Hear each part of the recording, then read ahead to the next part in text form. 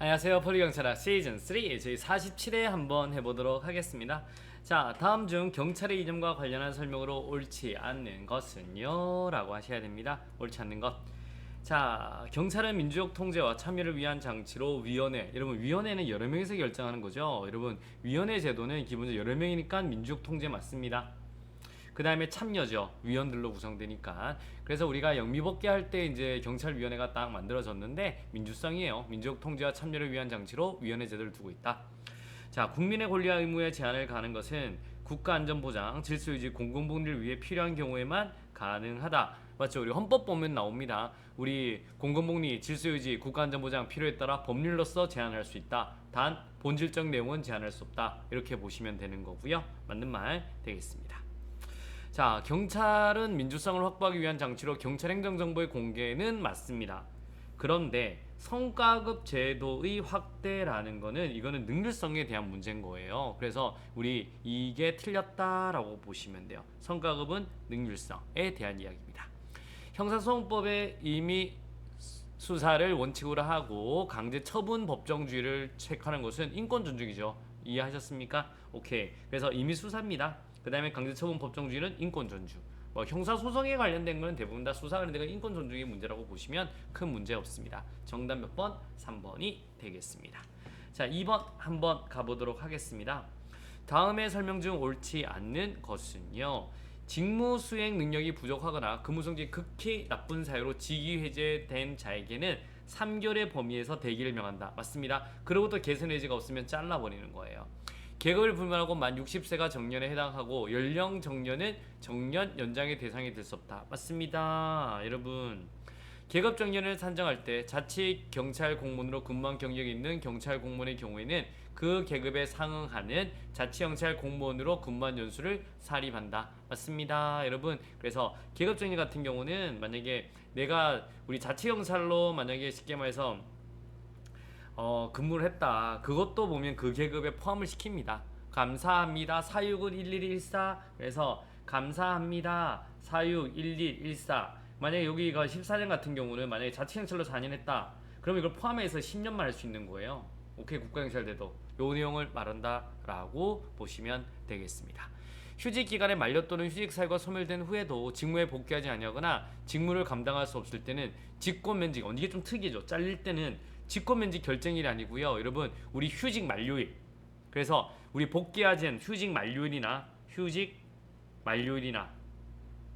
그날을 이제는 기준으로 하는 겁니다. 되셨나요? 만료일 다음날도 그냥 만료일. 오케이? 이렇게 보시면 되겠습니다.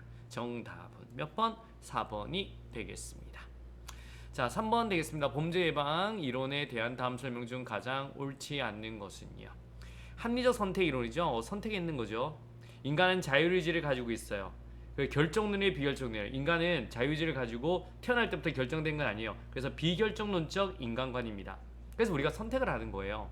범죄자의 비용과 이익을 계산하고 자신에게 유리한 경우에 범죄를 한다. 그래서 뭐가 틀렸냐면 결정론적이 아니라 비결정론적 인간관이다 라고 하셔야 됩니다. 1번 틀린 거고요.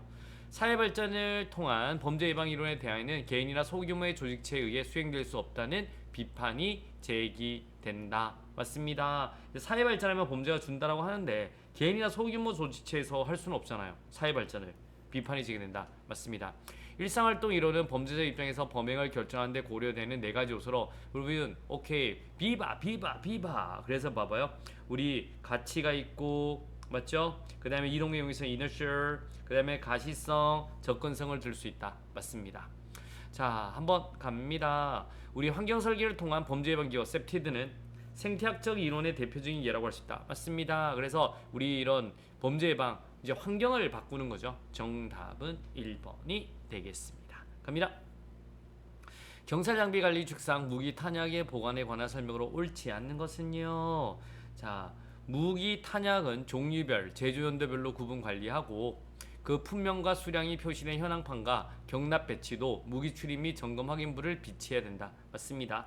그래서 제조 연도별로 종류별로 현황판, 경납 배치도 비치해야 된다. 맞고 간이 무기고에 권총과 소총을 함께 보관할 경우에는 견고한 분리 보관 장치를 하고 소총은 별도 잠금 장치를 설치된다. 맞습니다. 그 다음에 무기고에는 가스 발사총 보관할 수 있다. 여기까지 맞습니다. 그리고 체류탄도 함께 보관할 수 있어요. 없는 게 아니라 보관할 수 있다라고 보시면 돼요. 그 다음에 무기탄약권은 이난물질 등 기타 장비를 보관해서는 안 된다. D는 맞고요. 그래서 우리 가스 발사총, 체류탄도 같이 보관할 수 있습니다. 3번이 틀렸네요. 그 다음에 4번 되겠습니다. 간이 무기고의 탄약을 함께 보관할 경우는 반드시 튼튼한 상자에 넣어 잠금 장치를 하고 분리 보관해야 된다. 맞는 말 되겠습니다. 훔쳐가면 안 되잖아. 훔쳐서 쏘면 안 되니까. 정답은 3번 되겠습니다. 자, 5번 되겠습니다. 직무명령의 형식 요건, 훈령하고 직무명령의 형식 요건은 같습니다. 상하 독립한데라고 하는 거죠. 그러면 형식은 우리 상관이 바라고 부하 공무원의 직무 범위 내에 대항하는 거고, 맞죠? 그 다음에 부하 공무원의 직무상 독립이 보장된 것이 아닐 것, 보장된 것이 아닐 것이어야 돼요. 아닐 것. 그래서 이거 틀린 거고, 실현 가능성이 있을 거 하고 분명히 공익에 적합할 거, 이거는 실질적 요건이에요. 실질적 요건. 그래서 아닙니다. 그래서 가와 나 두 개만 하당된 거고 다라 마가 다 틀렸네. 그래서 세 개가 아니네요. 정답 몇 번? 4번이 되겠습니다. 여러분, 좋은 습관이 합격을 인도한다. 요즘에 이제 우리 시험도 끝나고 해서 막 들뜰 수 있는데, 여러분 만약에 합격의 친구들은 이제 이거 천천히 뭐 보시면 되고 안 보셔도 되는 거고요. 우리가 만약에 또 한 번 더 공부를 해야 되는 친구들은 정말 하기 싫더라도 요거라도 이제 끈을 잡고 가시면 다음에 이제 9월에 들어올 때가 굉장히 편해지십니다. 9월에는 완전히 새로운 문제로 다시 이제 접근해서 갈 예상입니다. 그래서 지금 공부 너무너무 하기 싫더라도 이거라도 꾸준히 잡아주시기 부탁드리도록 하겠습니다. 자, 굉장히 고생하셨고요. 내일 또 뵙도록 하겠습니다. 수고했습니다.